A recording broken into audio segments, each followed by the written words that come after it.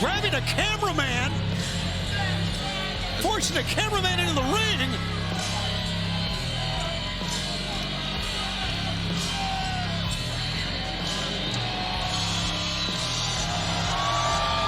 Jon Moxley and his Death Riders. When they talked about takeover, they weren't kidding. Just Jon Moxley, AEW World Champion, doing as he pleases, and we should expect nothing less from him.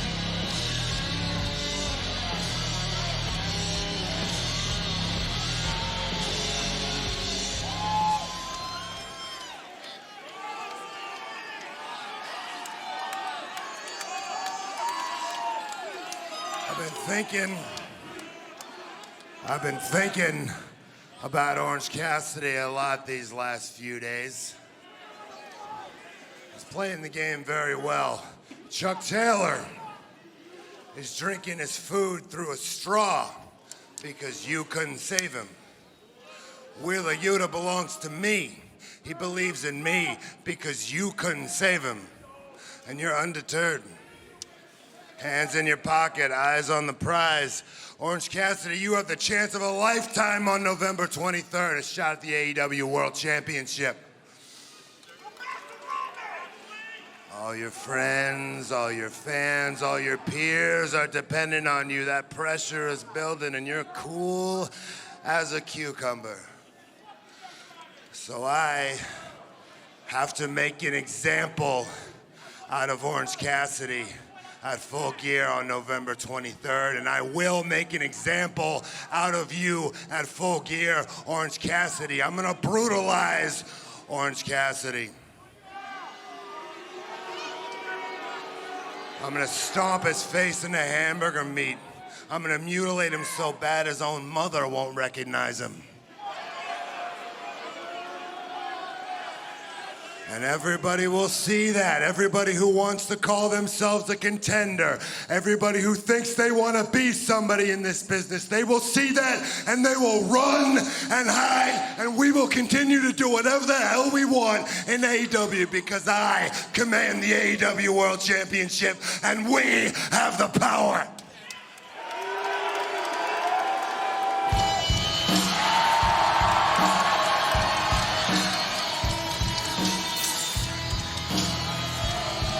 Jon Moxley keeps speaking as if his hand has been forced, but I think it's been pretty apparent, at least to me, Tony, that no one is forcing Jon Moxley to do anything. He is making decisions, and he has made a decision to target Orange Cassidy.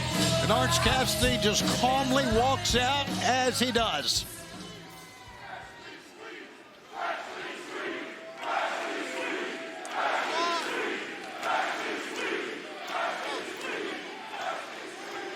Here comes Mark Briscoe, Rocky Romero, members of the conglomeration. Bring your friends, you got to, against Jon Moxley and the Death Riders. Hello. See, I wanted to come out here and let you know, John, that I agree with you. I believe you. I believe you could do all the things you say you're gonna do. And it's because of what's in that briefcase. See, you hold the symbol that represents AEW, that represents me, represents us, represents all of these people. It represents everything that professional wrestling can be. It's the power. You hold the AEW World Championship. But see, we could fight all around this building. We could fight in the parking lot. We could fight in catering. It doesn't matter because the only way you become AEW World Champion is by wrestling. And for a guy who doesn't like to wrestle, I wrestle more than anybody else here. And I'm pretty good at it too, because I beat you, remember that? So at Full Gear, you and I are gonna wrestle, and I'm gonna beat you again. And I take the power back. You told me a couple years ago that while I was playing checkers, we're playing chess, and there's still a couple of pawns I need to get rid of. One pawn in particular And that's you, Wheeler Yuta. On, yeah. Next week, you and I are gonna wrestle, Wheeler Yuta. And I'm going to remove the pawn that lets me take the king. No one's pawn. I am no one's pawn. Shut up.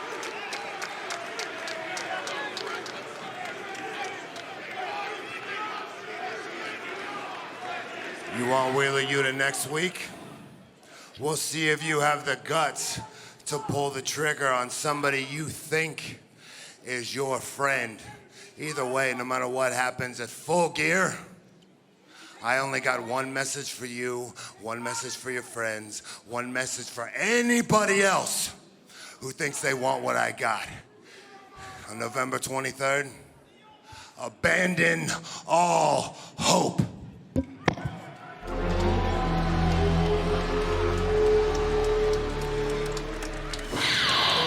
Jon Moxley feels as if he is on a mission to burn AEW to the ground and rebuild it however he sees fit. But likewise, Orange Cassidy feels like he is on a mission to preserve, to protect the very fiber of all elite wrestling. Yeah, it's Moxley and his crew take an exit. Orange Cassidy and his crew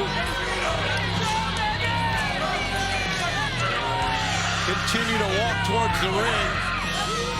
How about that? Wait a second! It's Darby Allin! Darby Allin from out of the crowd!